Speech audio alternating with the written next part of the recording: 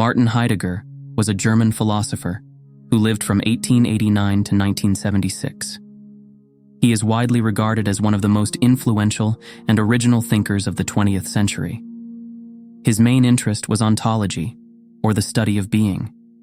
He believed that we have lost sight of the original and authentic sense of being, and that we need to recover it through a radical inquiry into our own existence.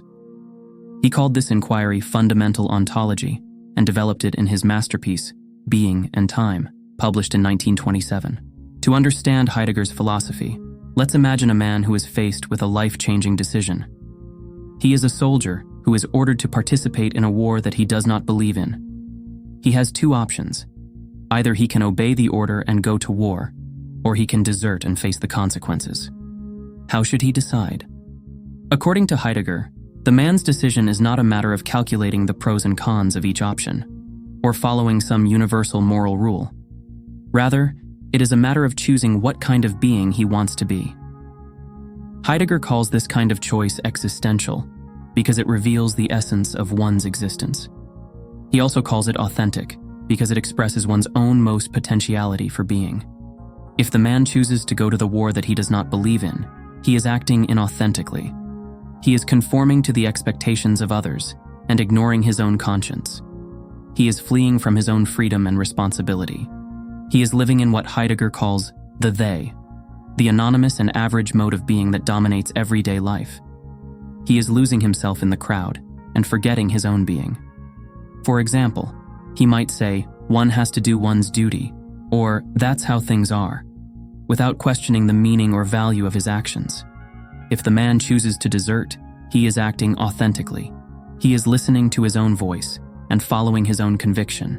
He is facing his own freedom and responsibility. He is living in what Heidegger calls the self, the unique and individual mode of being that emerges in moments of crisis. He is finding himself in solitude and remembering his own being. For example, he might say, "I have to do what I think is right," or "That's how I am," without fearing the judgment or rejection of others. Heidegger does not say that desertion is morally right, or that war is morally wrong. He is not interested in morality, but in ontology. He is not telling us what we should do, but what we are. He is showing us how our choices reveal the meaning of our being. Heidegger's idea of Dasein is all about how humans live in the world in a unique way. We're not just passive things, we're active beings with connections, choices, and duties. Dasein, or human existence, is always connected to particular situations, contexts, and surroundings. Our lives as humans are molded by the ticking of the clock, historical events, and the reality that our time on Earth is limited.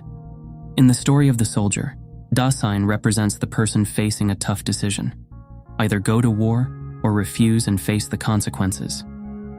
This decision is not just about right or wrong. It is about defining who he is and how he wants to live. It is about facing his own mortality and taking responsibility for his actions. The story shows how Dasein reveals itself through choices and shapes its world, highlighting the connection between being and time.